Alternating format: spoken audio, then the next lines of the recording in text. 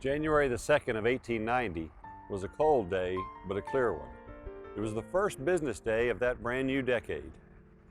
Sometime on that Thursday, 34-year-old Abilene farmer by the name of Willis Norwood passed through the doors of the Farmers and Merchants National Bank. He greeted the three employees, made his way to the counter, and there he entrusted a sum of his hard-earned cash to a brand new bank. The 17-year-old teller was named Henry James. He took the cash and counted it, tucked it into the drawer, and then he hand-recorded Mr. Norwood's transaction on page 1 of the bank's ledger. And with that action, a forward motion began in Abilene, a motion whose momentum has only increased over time.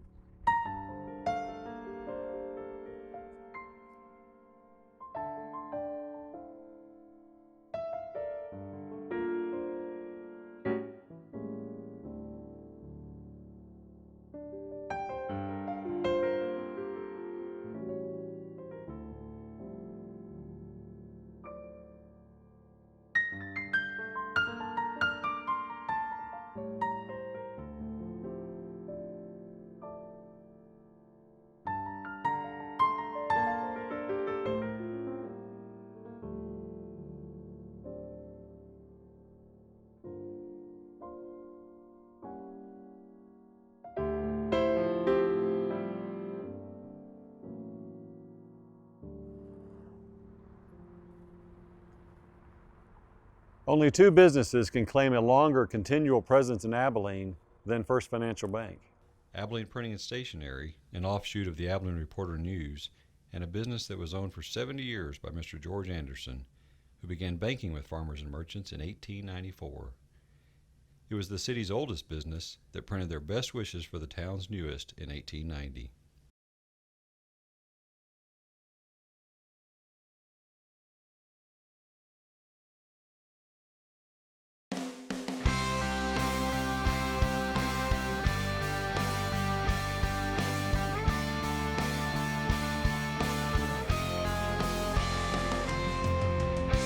Every business endeavor begins simply as the inspired thought of one person, and that's how it is for First Financial, the imagined idea of one man, one that has helped to shape and grow not just Abilene, but West Texas and Texas beyond. The man with the idea was a 43-year-old Texas transplant named Fleming Wills James. Described as a lion-hearted soldier and a gifted speaker, he was a man filled with optimism and enthusiasm. Living in Baird, James felt that the fledgling town of Abilene, a town which then was just approaching her 9th birthday, had a population of only 3,000, and was already home to two banks, was a town with room for opportunity. So at a time when Abilene was barely scraping out an economy, Fleming James, along with 4 investors, set out to open a bank.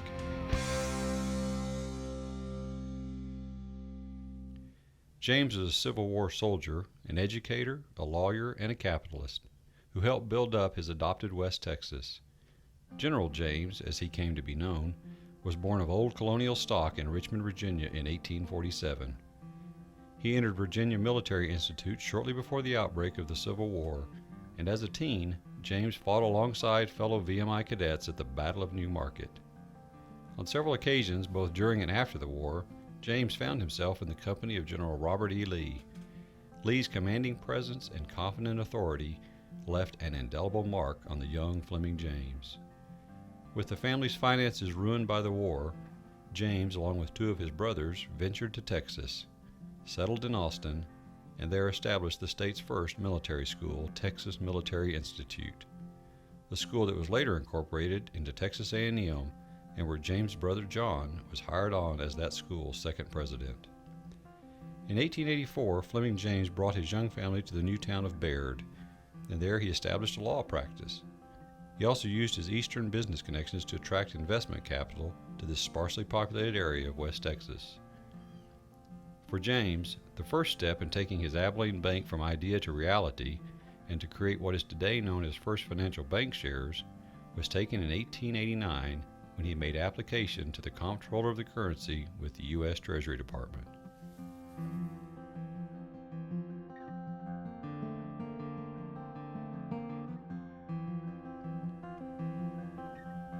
With the charter secured, James quickly set out to open the door for business in a temporary location, a small frame building on South First Street, whose former tenant had been the Green Front Saloon. And through those doors came the first customers on that cold January morning in 1890. Henry James, the 17-year-old son of the bank's founder, moved from Baird to Abilene to work as the bookkeeper. And fittingly, it would be young Henry who recorded the bank's first transaction. For Henry James would spend the rest of his life working at Farmers and Merchants Bank, while also working to grow and improve the city he came to love. Capitalized at $50,000, the bank's 5 original stockholders included Princeton graduate Ed Hughes, who had come out west seeking opportunity and adventure.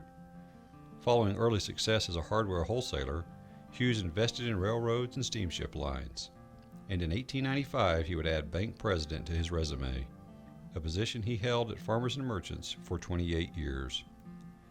Another charter investor, Frederick Digby Roberts, was born in Madras, India. He immigrated to the United States from England at the age of 17.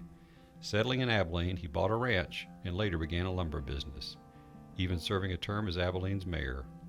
He invested in the bank when he was just 21 years old. Fleming James held the majority of the stock, but far-sightedly recognized that one key to the bank's eventual success would be to broaden local interest. So by the end of the first month in business, James had sold portions of his stock to 31 Abilenians. And one of those buying in was his son Henry, who invested $100 to purchase what he could afford, 1 share. Farmers and Merchants vacated their temporary offices after just a few months, moving to the bank's first permanent location, a small brick building at 238 Chestnut Street.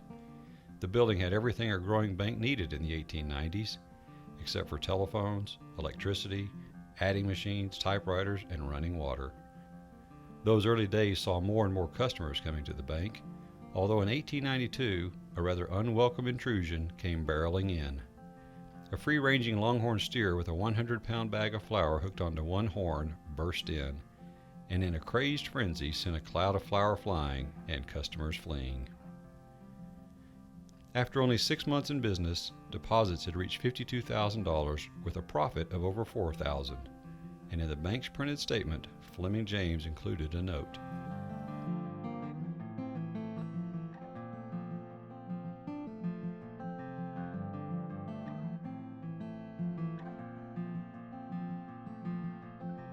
"8 years after its founding, the bank moved 2 blocks north, fronting on South First Street. At this location, the bank reached the $1 million mark in deposits in early 1907. But just a few months later, a nationwide financial panic caused deposits to drop back below the historic benchmark. The panic closed scores of banks across the country. Farmers and Merchants, despite having adequate reserves, agreed to a national trend and limited withdrawals to $30 a week until the panic had subsided. Deposits reached $1 million for the second time in 1910, and by the time of General James's death in Abilene in 1918, his idea had grown to have deposits surpassing the $2 million mark.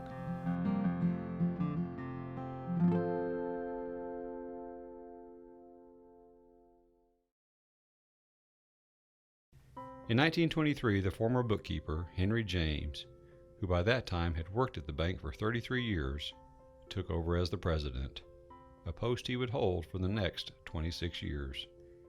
And for generations of Abilenians, the James family was virtually synonymous with Farmers and Merchants, so much so that many referred to it simply as the James Bank.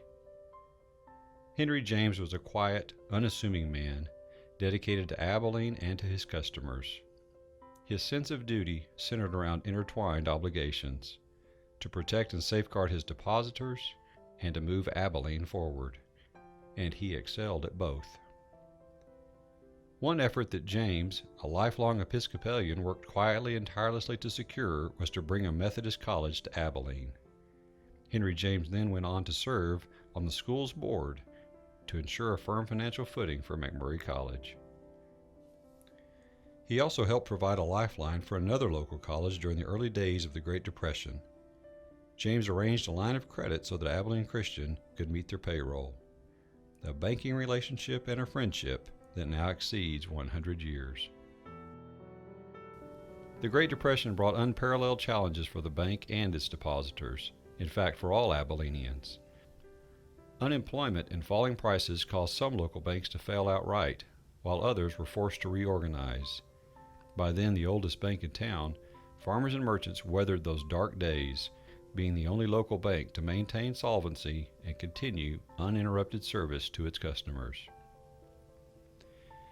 And in a deed transcending usual business logic, Henry James nobly saw to it that cash from his bank's vault was quietly carried to a competing bank that was teetering on the brink of defaulting on customer withdrawals. Henry James simply knew that that was the right thing to do for fellow Abilenians.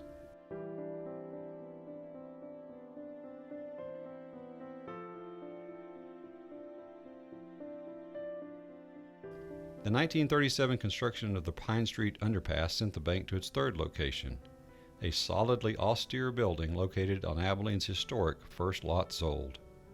And it was from his first floor corner office at North 2nd and Pine that Henry James watched Abilene suffer through depression, drought, and a Second World War, prudently leading the bank through those difficult years.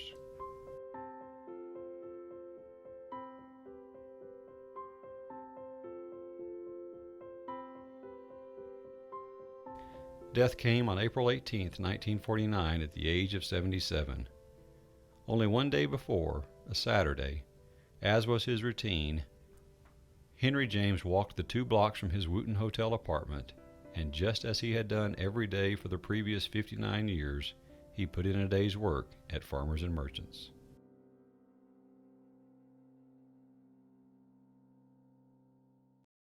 In 1951, the bank moved to its 4th location, the corner of North 4th and Cypress, and just 3 years later, a new era began for Farmers and Merchants.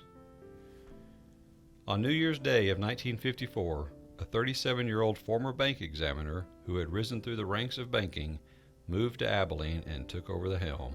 His name was Walter Johnson.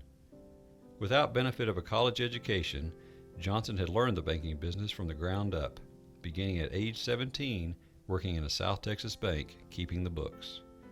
In just his first 5 years at Farmers and Merchants, deposits soared 30% as he confidently provided a steady course. Johnson's calm demeanor and composure under pressure had been hard-earned in the crucible of World War II, with 44 combat missions in perilous European skies. And in one anxiety-filled moment, the 27-year-old captain dislodged a live bomb wedged in the plane's bomb bay. His bold actions saved the crew, the plane, and earned him the Distinguished Flying Cross for heroism and extraordinary achievement in battle. It was a feat he rarely discussed. Arriving in Abilene as the youngest president of the oldest bank in town, he quickly immersed himself in community service, heading up bond issues, serving the Chamber of Commerce and United Way, working with the boards of McMurray University and Hendrick Home for Children, and anywhere else he could help. Johnson understood the joint relationship between bank and hometown. Amazingly, after living in Abilene for just 5 short years, the Chamber of Commerce selected him as the Citizen of the Year. In 1957, Johnson suggested to the board that the 67-year-old Farmers and Merchants National Bank take on a new name to better convey the bank's role. So the signs were changed to read First National Bank, but the commitment remained untouched. And just as Fleming James had the idea to create the bank itself, in 1973 it was Johnson who had the idea to create a publicly owned multi-bank holding company, First Abilene Bankshares, today known as First Financial Bankshares, which allows stockholders to share in the success of several banks serving a variety of Texas cities. In a nod to Walter Johnson's extensive sway, he was overwhelmingly chosen in 1982 by Reporter News subscribers as the most influential person in Abilene, an honor which Johnson was quick to attribute to the bank's dedicated employees.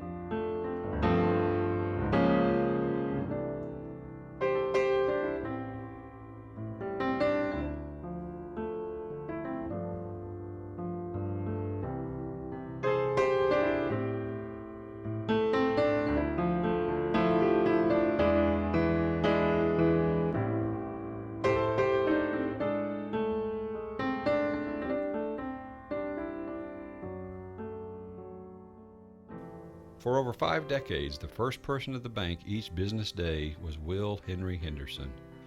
Hired in 1907, Mr. Henderson would arrive as early as 4 a.m. to ready the bank for the day's business, and on cold winter mornings to light the stove. In those early days, he often stood outside on the plank sidewalk, holding the reins of horses as their owners came inside to transact business. He spent an entire night in 1910 bailing water out the bank's back door in order to keep rising floodwaters away from the vault. Working at the bank for 53 years, up until 1960, the long dedication of Will Henderson epitomizes hundreds of employees who have given their talents to the bank. Ken Murphy came to Abilene in 1971 to work for First National, quickly rising from executive vice president to become the bank president just 4 years later.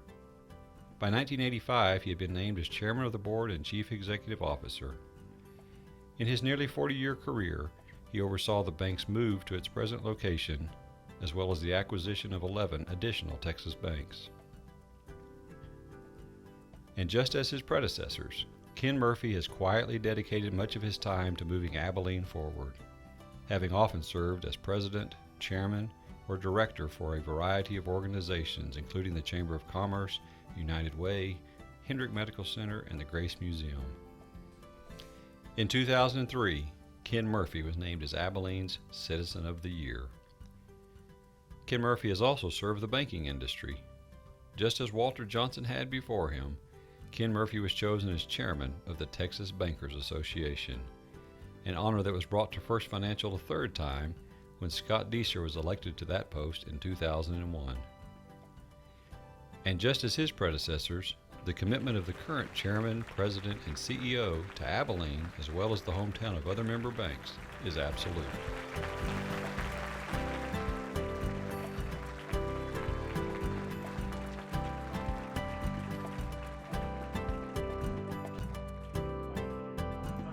In 2005, Mr. Deeser ushered First National into a new century as the bank and holding company took on its present name and continued to expand its presence throughout much of Texas.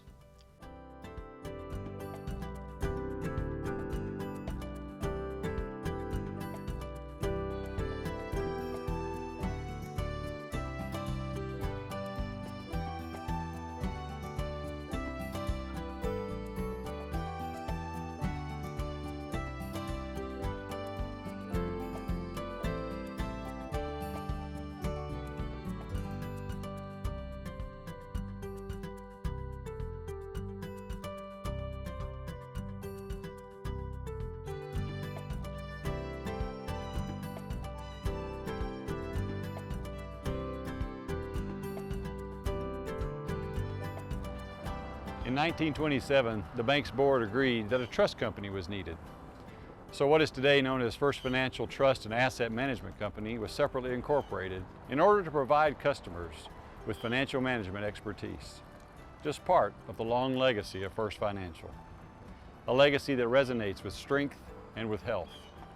In fact, that first shareholders report, issued by Fleming James back in 1890, showed that the bank had turned a profit in just the first 3 months. And every report since then has showed that the earnings remain in the black. A remarkable achievement for any business, but certainly for one that has been in business for well over 100 years. Management of First Financial solidly rests on twin pillars: the inherited discernment of men like Henry James and Walter Johnson and Ken Murphy, and on the insight from trustees who have been firmly devoted to bettering their community as well as the balance sheet, and who have always understood the bond that connects the two. George Anderson not only created and led a successful printing business for 70 years, but for over 2 decades, he was the board president of the Abilene Reporter-News. He gave 40 years of service to the board of Hendrick Hospital, and he gave 61 to Hardin-Simmons University. In 1937, the then 66-year-old Anderson was elected director of the Farmers and Merchants National Bank. By the time of his death in 1964, at the age of 93, George Anderson had been chairman of the board for 23 years.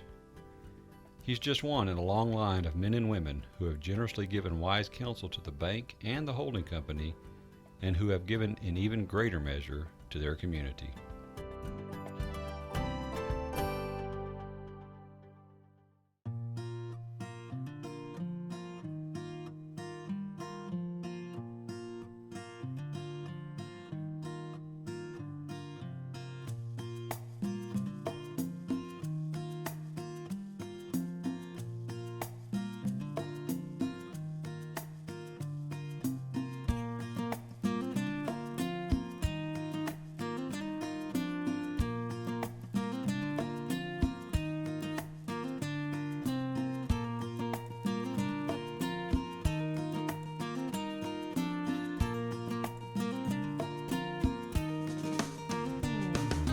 The strength of steady, consistent, and far-sighted strategies not only have provided First Financial with a rich history, but they have also created the structure for a bright, prosperous, and sound future.